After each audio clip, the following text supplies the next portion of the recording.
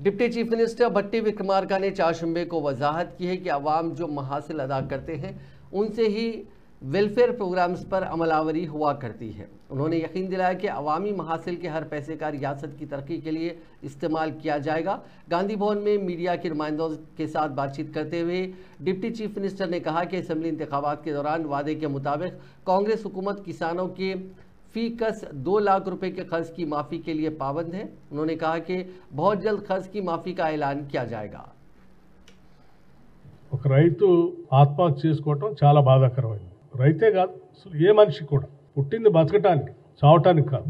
బతకటానికి కావాల్సినటువంటి మార్గాలన్నీ ఎత్తుకొని మనం ముందుకు పోవాలి తప్ప ఎవరు కూడా ఇటువంటి ఆత్మహత్యలు చేసుకోవటం అనేది కరెక్ట్ కాదని ప్రగాఢంగా ఈ ప్రభుత్వం నమ్ముతుంది. అదే చెప్తాం.